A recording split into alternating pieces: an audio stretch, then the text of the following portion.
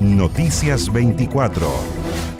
Bien, pues ya estamos de regreso en Noticias 24, los saludamos, le damos la bienvenida, pues se suma a esta hora de la tarde a nuestra programación y vamos a hablar de las enmiendas. Ayer hasta las 23 horas con 59 minutos era el plazo para ingresar de parte de los consejeros constitucionales las enmiendas a la Constitución. Estaba revisando algunos antecedentes a propósito de esto y fueron en total más de 1000 las enmiendas que fueron presentadas, marcada por la agenda de seguridad y la idea de reducir la cantidad de diputados. Las bancadas de consejeros ingresaron las enmiendas tras el fin del plazo. Queremos profundizar en esta materia. Estamos con el jefe de la bancada republicana, el consejero Luis Silva, que está junto a nosotros. ¿Cómo le va, consejero? Muy bien, Iván. Muy buenas tardes. Que hemos estado acá en otros momentos hablando con memorables. Acá en este mismo estudio. Oiga, 375 de las más de 1000 enmiendas fueron del Partido Republicano y algunas de ellas que evidentemente representan el sentir de ustedes, pero que van a generar una polémica sobre la cual hay que hablar. Por supuesto. Nosotros siempre dijimos que queríamos hablar a través de las enmiendas. La identidad del Partido Republicano tenía que hacerse ver, ¿no?, a la ciudadanía a través de ella. Pero también hemos presentado enmiendas conjunto con Chile Vamos. Y hemos conversado con el oficialismo. Al final no hubo espacio, y quiero decirlo literalmente, de tiempo para poder buscar consenso. Decidimos que lo mejor era empezar a conversar a partir de hoy.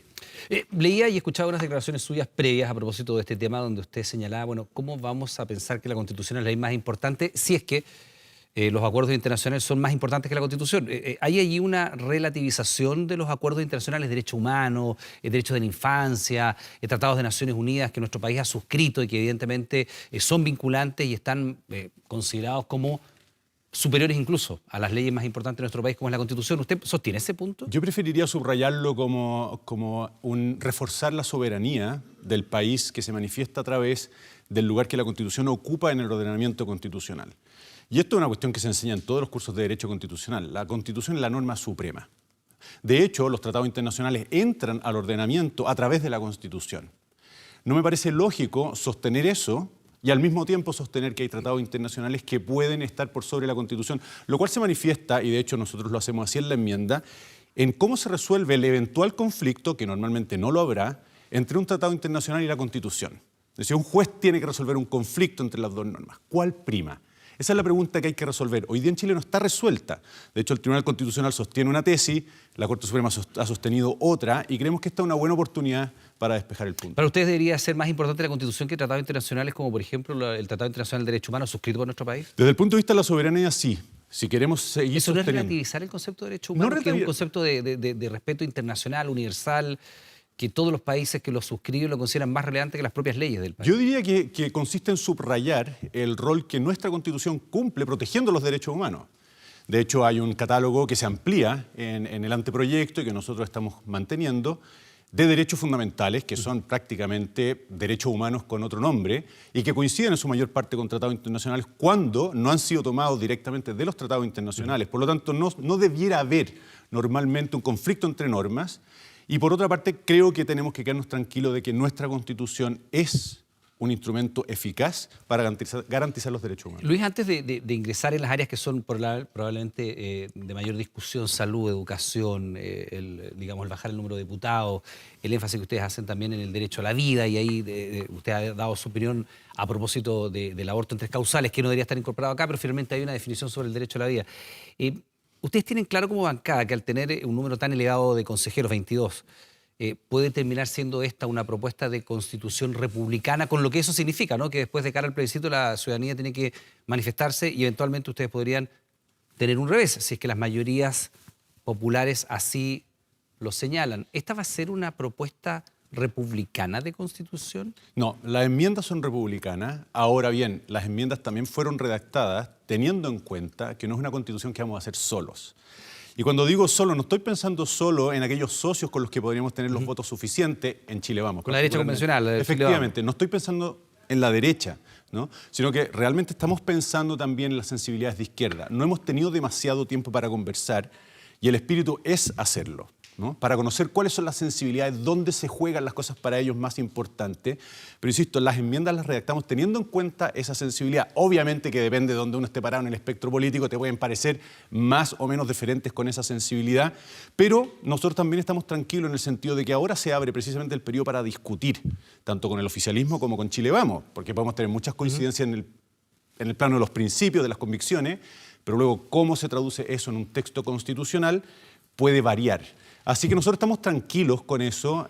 Cierto, presentamos un sinnúmero de enmiendas, un número bastante importante de enmiendas. Ahora, tomando Más en cuenta... de 370, es un número enorme. Exactamente, pero llegando a los 1000, o sea, si consideramos que el universo es 1000, me parece, habría que hacer las matemáticas, yo no soy bueno para eso, pero que proporcionalmente los 22 consejeros republicanos están bien representados en las... Está bien, y no se corre el riesgo de, al tener más de 1000 enmiendas, de tener una propuesta que sea tan maximalista como el anterior proceso, que finalmente termina fracasando porque era un catálogo Sí. casi infinito de derechos, Sí. una lista de supermercados y uno iba agregando lo que quisiera. Sí. De hecho, y aquí tenemos más de 1000 enmiendas, sí. y solo ustedes presentaron más de 370. Sí, de hecho yo creo que materialmente no hay tiempo para procesar 1000 enmiendas. ¿Y cómo se resuelve eso? Porque están contra el tiempo y tienen que presentar un proyecto que tiene que ser plebiscitado. Conversando, porque nosotros, el proceso, y no sé qué pasó en las otras bancadas, pero no creo que haya sido muy diferente, dada la cantidad de enmiendas que suma el total, pero el proceso te obliga, como bancada, a presentar las enmiendas ahora o nunca. Era anoche el plazo. Cualquier enmienda que se te ocurra después, ya no entra, ¿no? Entonces hay un incentivo a presentarlas todas. Ya, vamos por los énfasis que ponen los republicanos. Vamos. Por lo que sea, es evidente que nadie ha leído todavía las 375, si esto se cerró anoche, pero por lo que se ha leído, por lo que se ha ido desprendiendo, ustedes tienen un énfasis especial en que sea una constitución que garantice de alguna manera la seguridad. Sí. Han hecho un énfasis bastante importante en eso.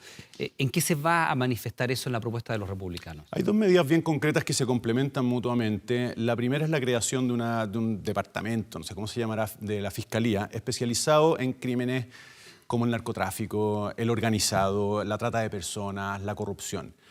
Y complementario a eso... Eso como propuesta en la Constitución. Claro. Mira, lamentablemente el anteproyecto ya contiene un montón de cosas que no están en el texto vigente. Hoy día hablábamos en la mañana de este concepto de constituciones habilitantes, ¿no? Claro, cuando tú comparas el anteproyecto con la constitución vigente es mucho más habilitante que el anteproyecto.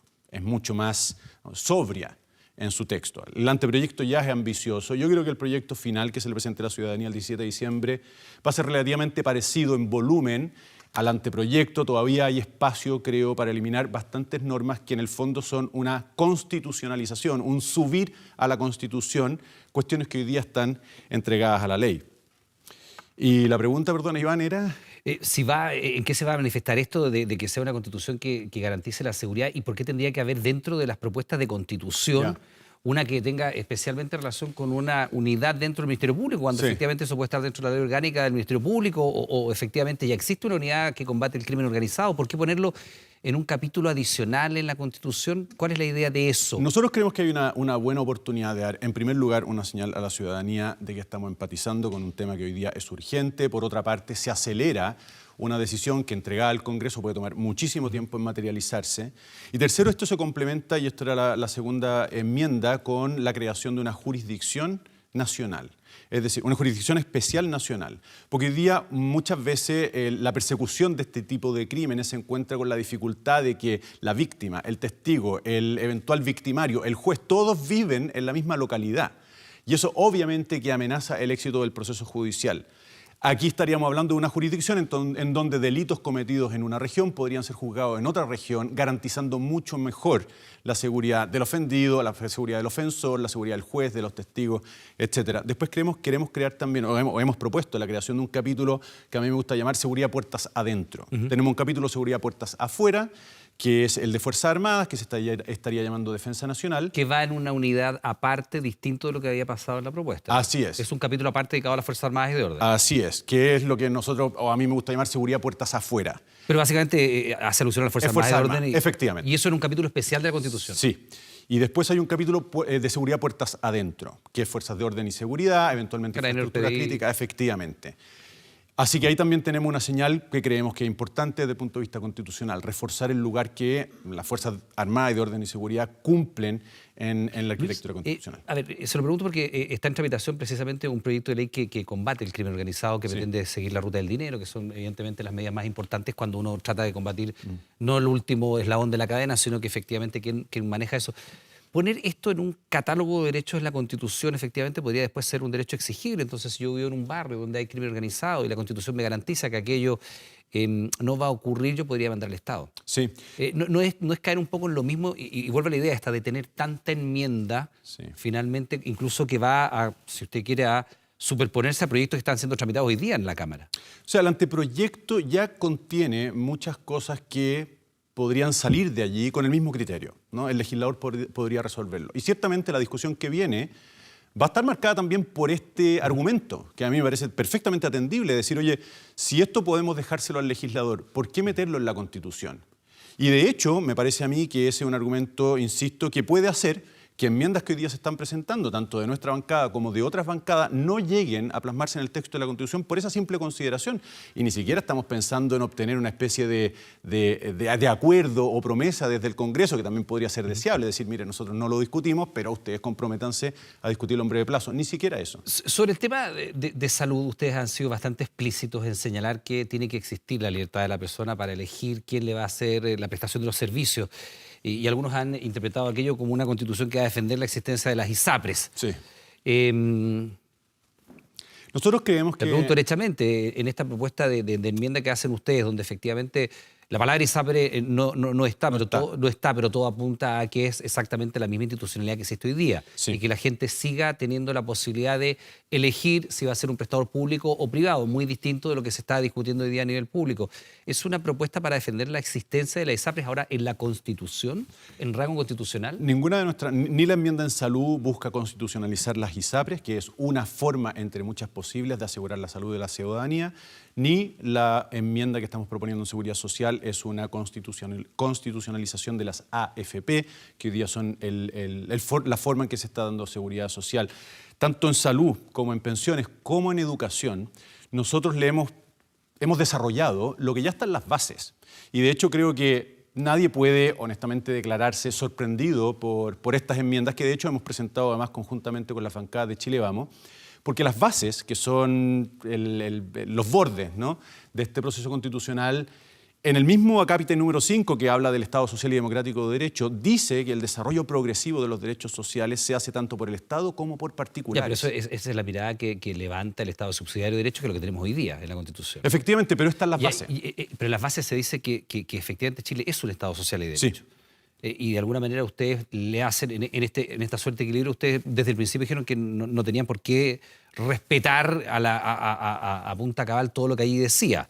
Lo señalaron explícitamente, por eso le pregunto. Yo siempre he dicho que voy a ser tremendamente Hubo respetuoso. miembros de su partido que dijeron aquí eso mismo, usted lo sabe perfectamente. No, honestamente no lo sé, pero en el caso mío, por lo menos, siempre he sido tremendamente, muy explícito en que las bases se van a respetar. Ya, pero salud, educación y también, digamos, todo lo que tiene que ver con pensiones en manos de privados.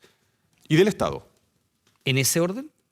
Bueno, da lo mismo como se diga. Es que no da tan lo mismo, ¿Por qué porque no? es cuando es el Estado el que tiene que garantizar los derechos, si usted tiene un Estado social de derecho, Sí. ¿verdad?, no impide que haya participación de privados, pero el Estado no se repliega, como en el modelo de subsidiario que es lo que tenemos hoy día, que en el fondo el Estado se repliega de todas aquellas áreas donde hay proveedores privados de salud, de educación, de pensiones, si usted quiere, y el Estado se repliega toda vez que los privados están ejerciendo un rol relevante, y el Estado solamente interviene, el ejemplo más clásico, para dar internet ahí donde las compañías no les es rentable darlo. Pero efectivamente aquí no estamos hablando de internet, estamos hablando de pensiones, estamos hablando de salud, estamos hablando de educación. Sí. La propuesta de ustedes es un Estado evidentemente subsidiario de derecho. O sea, definitivamente, cosa que no debe sorprender a nadie, porque el mismo anteproyecto consagra, sin decirlo, varias disposiciones que son literalmente una concreción del principio de subsidiariedad. Y solo señalo un ejemplo, hay un artículo en materia de descentralización que dice explícitamente en este orden que el Estado no deberá hacer aquello que el gobierno regional pueda hacer y el gobierno regional no deberá hacer aquello que la localidad... Y la idea es de verdad entender las propuestas de ustedes y que la ciudadanía las comprenda, porque además después usted en la casa va a tener que votar a favor o en contra de esta propuesta. Esta es una propuesta de Estado subsidiario en estas áreas. Nosotros estamos salvaguardando la libertad de la persona para elegir en materia de salud dónde quiere poner su cotización obligatoria, si en el Estado o en los particulares. Estamos salvaguardando la libertad del ciudadano para elegir dónde quiere poner su cotización para pensiones, si en privados, en particulares o en el Estado. Y estamos salvaguardando la libertad de los padres para elegir dónde quiere poner a sus hijos, si en un colegio estatal o en un colegio privado. Eso es lo que estamos haciendo y con eso estamos siendo tremendamente fieles a la base. Porque el mismo acápite que señala que Chile es un Estado social y democrático de derecho dice que la provisión de los derechos fundamentales, que los derechos sociales, ¿no es cierto?, se dan por el Estado y los particulares. Ahora, en ese modelo, si estas propuestas de ustedes, sobre todo en estas áreas que son, usted sabe, las más sensibles, las que provocaron mayor cantidad, si usted quiere, de manifestaciones en las calles, incluso algunas de ellas fueron las precursoras realmente, más que el tema constitucional, del estallido social, ¿no? El No Más FP fue el movimiento probablemente más grande y efectivamente una educación no sexista también era una de las propuestas importantes que estaban en la calle y después se llega a este acuerdo constitucional del cual ustedes desde el principio tampoco creyeron mucho. De hecho, entiendo que usted todavía sigue pensando que la Constitución de hoy día es bastante mejor que las 12 propuestas y es bastante mejor de lo que se puede llegar incluso a proponer, teniendo en cuenta que tienen que negociar con otras fuerzas. La Constitución de hoy día funciona y lo demuestra el hecho de que seguimos rigiéndonos por ella ininterrumpidamente desde el 17 de octubre a la fecha.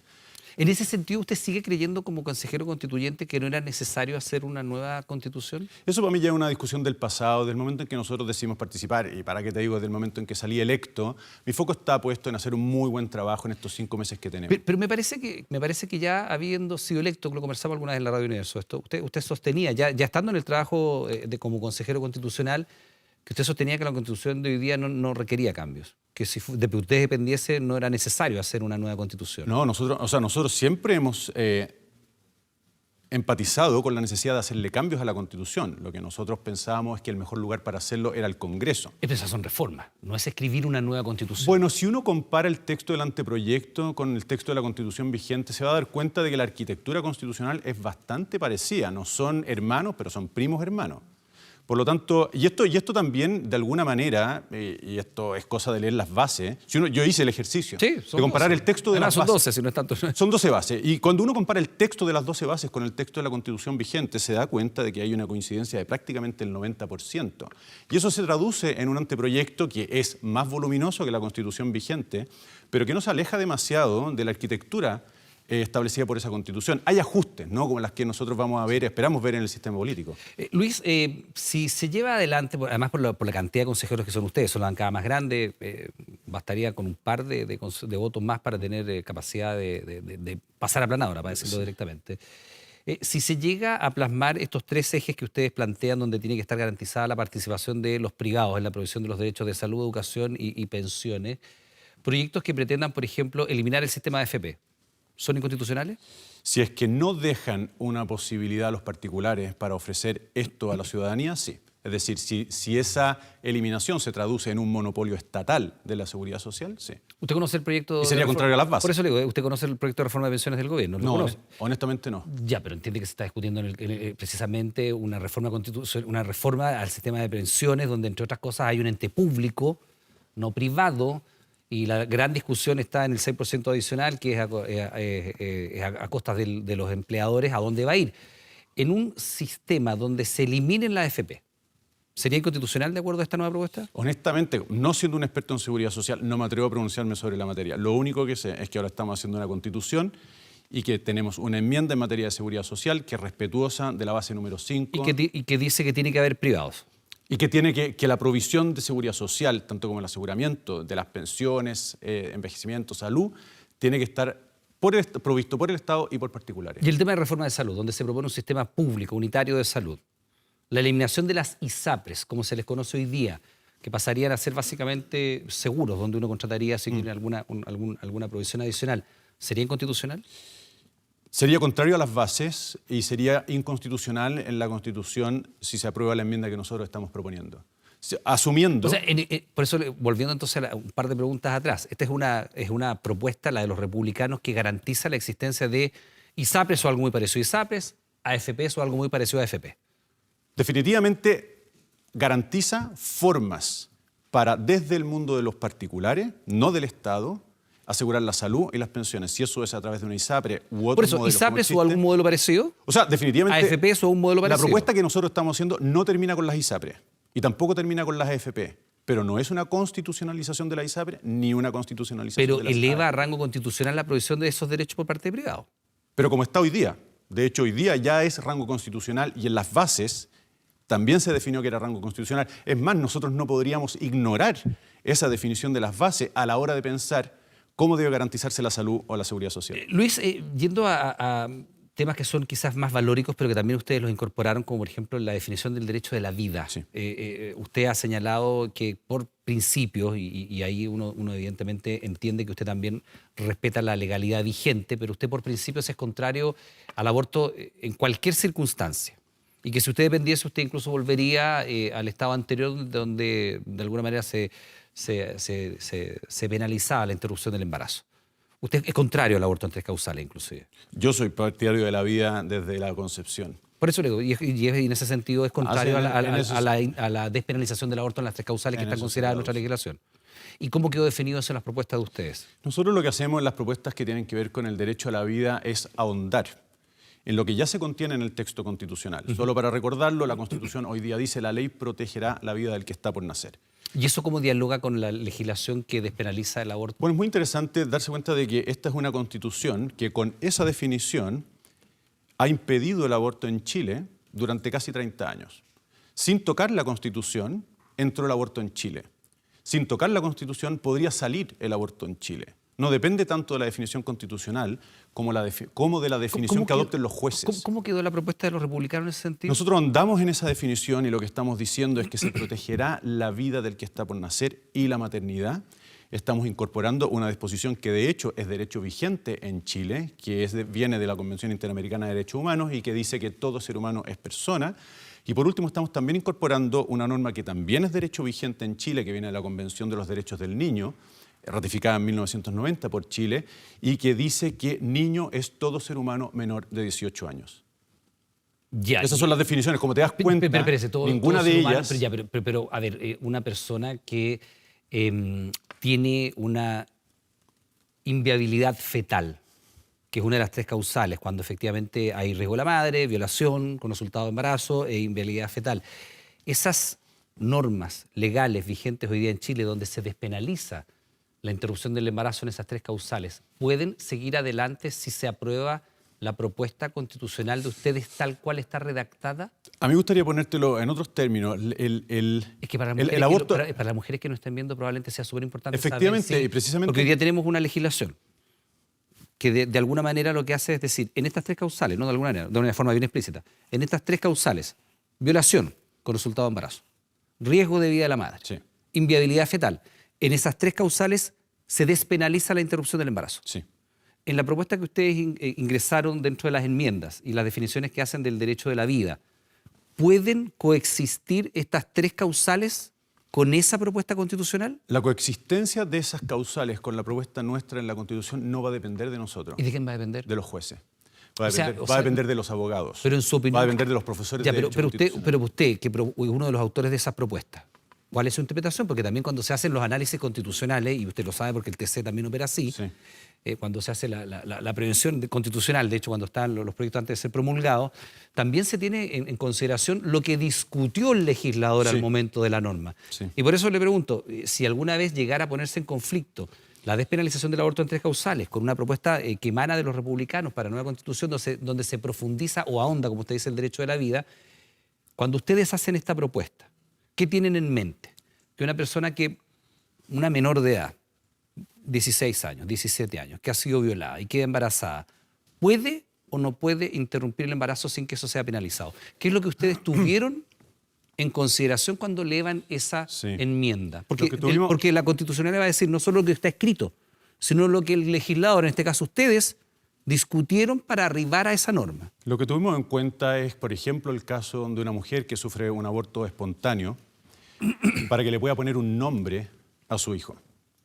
Lo que tuvimos en cuenta es el caso de una mujer que tiene un aborto espontáneo para que pueda darle un entierro a su hijo y los restos no sean despachados en el hospital como material biológico. Eso es lo que tuvimos en cuenta. Y se lo pregunto más directamente. Una menor de edad que es violada y producto de aquello queda embarazada, bajo la mirada de ustedes en esta propuesta, ¿es apegado a la Constitución o viola la Constitución esa interrupción del embarazo? Es que la mirada nuestra en este caso no importa, porque va a importar lo que diga el juez en su caso. Perdón, es que mientras no se derogue la ley, está claro cuál va a ser el efecto de la pregunta que tú estás haciendo. Claro, es que cuando el juez tiene que interpretar la norma, también se remite a la discusión del colegislador, del autor de la norma. Por eso le pregunto... Claro, pero Pero si No, es que nosotros no somos porque colegisladores. mire, la chapita republicana está cada vez más grande, entonces me parece que ¿qué es lo que le quiero decir yo? Que no tienen por qué esconder lo que piensan. No, si no estamos escondiendo absolutamente nada, es simplemente un problema de cómo entender por eso, cómo funciona. en las propuestas de ustedes del derecho de la vida, ¿se va a seguir considerando constitucional, legal en nuestro país interrumpir el embarazo en estas tres causales, sí o no? Yo ya no sé cómo decirlo. ¿Sí o no? Desde nuestras enmiendas no estamos prohibiendo Ya, la ley con aborto en 3 causales. ok. O sea, del texto de las 3 enmiendas que yo te he puesto sobre la mesa, si es que no hay más, no se deduce automáticamente que la ley sobre el aborto es inconstitucional. ¿Qué significa que no se Al educa mismo tiempo automáticamente? que queda a criterio del juez, tal y como queda a criterio del juez con la norma que hoy existe en la Constitución, decidir si una ley que despenaliza el aborto es constitucional o no es constitucional. Durante más de 20 años sobrevivió el Código Sanitario con una prohibición del aborto y nadie hizo cuestión de eso en el Poder Judicial. Los últimos decretos de Pinochet. Cuando el Tribunal Constitucional declara constitucional el aborto, lo hace interpretando un texto de la Constitución que no ha cambiado una coma desde que se promulgó en 1981. Podría no cambiar ni una coma y en 20 años más los jueces volver al criterio que existía antes de la sentencia del Tribunal Constitucional. Nosotros lo único que estamos haciendo es ahondar los cimientos de la concepción antropológica que subyace a la definición de la ley protegerá la vida del que está por nacer. Luis, le quiero pedir que lea el generador de caracteres que está allí apareciendo en pantalla mientras usted hace esa definición. No estamos prohibiendo el aborto en 3 causales. ¿Eso interpreta exactamente lo que dije. O no interpreta lo que ustedes como republicanos están proponiendo? O sea, esa es la interpretación de buena fe de las enmiendas que nosotros estamos proponiendo. Ya, o sea, no sería inconstitucional.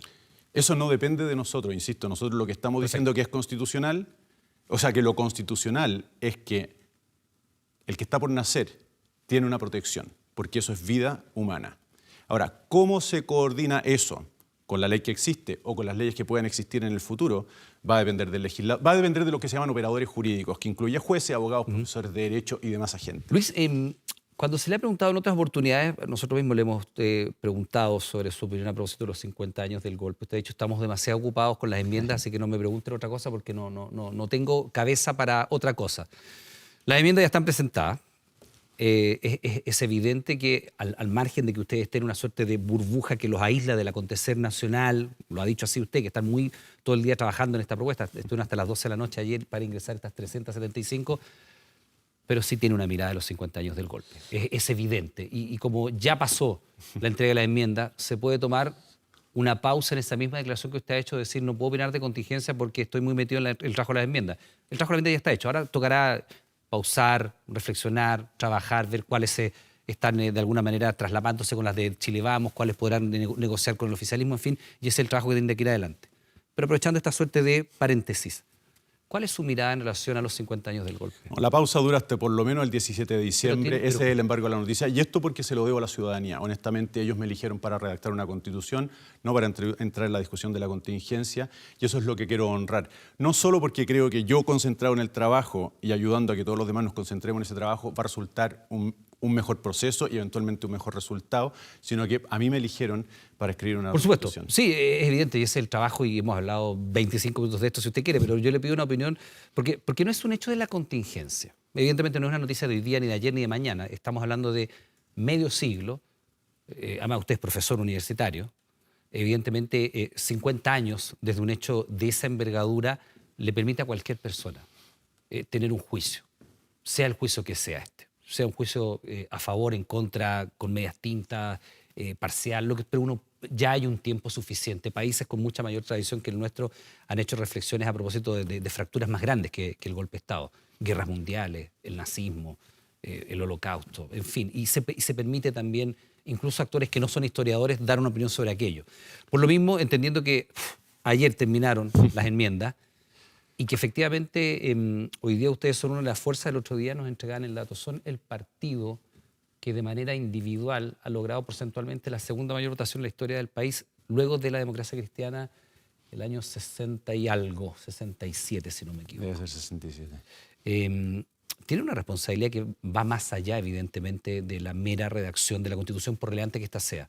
Y por eso yo le pregunto, y le voy a insistir en la pregunta, yo sé que usted tiene una opinión y me gustaría que se abriera a compartirla con la gente, si el trabajo constitucional está siguiendo. no le impide hacer una reflexión. Porque de hecho el presidente Boric, y ha sido tema noticioso, yo sé que a lo mejor usted está pendiente de la Constitución, pero el presidente hace un llamado a que todos los sectores políticos, desde el Partido Comunista, si uno lo mira que está en un extremo de la izquierda, hasta ustedes que están en un extremo de la derecha, dentro del arco iris, no le estoy diciendo que sean un extremista, sino que está dentro del abanico político de nuestro país, son las antípodas, el Partido Comunista de ustedes. Sí, ¿no? Lo más cercano a... Se entiende. Y todo el mundo tiene una opinión sobre los 50 años del golpe. ¿Cuál es su calibración de este hecho histórico? Yo sobre esto, insisto, me voy a abstener de hablar, aunque me encantaría hacerlo. ¿Y por ¿Por qué abstenerse? No me complica, porque hay muchos otros que pueden hacerlo, tanto desde el Partido Usted es el consejero más Republicano. votado. Por supuesto, pero soy precisamente un consejero votado para hacer una constitución y no pronunciarme sobre la contingencia. Y me quedo tranquilo con que hay una directiva nacional del Partido Republicano, con que hay muchos diputados republicanos y hay muchos otros que no son consejeros y militantes republicanos que probablemente compartirían esta opinión y otras contigo, encantado. Pero yo mientras esté con el trabajo de la constitución voy a mantenerme al margen. Ok, no quiere darle la opinión sobre eso, pero ¿le parece a usted correcto que, por ejemplo, partidos como la UDI o partidos como el Republicano se resten de los actos públicos de conmemoración de los 50 años? Más allá de la valoración que usted tenga de los 50 años. Participar en eso. Sobre eso tampoco quiero pronunciarme, porque también es contingencia, quizás es menos polarizante que el tema anterior, pero definitivamente no me corresponde o no quiero pronunciarme sobre las decisiones de los partidos. Y antes de ustedes llamar. como consejeros, como entidad, porque finalmente tienen una potestad que le ha dado la soberanía, tienen un poder soberano, de hecho. Sí. La ciudadanía les entregó a ustedes el poder soberano de redactar nada menos que la Constitución. Ustedes como consejeros, ¿se van a abstraer de participar en cualquier acto, en cualquier conmemoración, en cualquier ceremonia que tenga que ver con los 50 años del golpe? Más allá de que no quiera opinar, y lo entendemos, le he hecho 3 o 4 veces la pregunta y 3 o 4 veces me ha dicho que no. ¿Ustedes como consejeros se van a abstraer y no van a participar en nada de esto? Nosotros vamos a enfocar todos nuestros esfuerzos en el trabajo por redactar la mejor constitución posible, es decir, aquella que interprete al arco más amplio de la ciudadanía en Chile. Luis Silva, le queremos dar las gracias por esta entrevista y esta conversación. Gracias a ti, Iván. Que esté muy bien. Adiós. Adiós.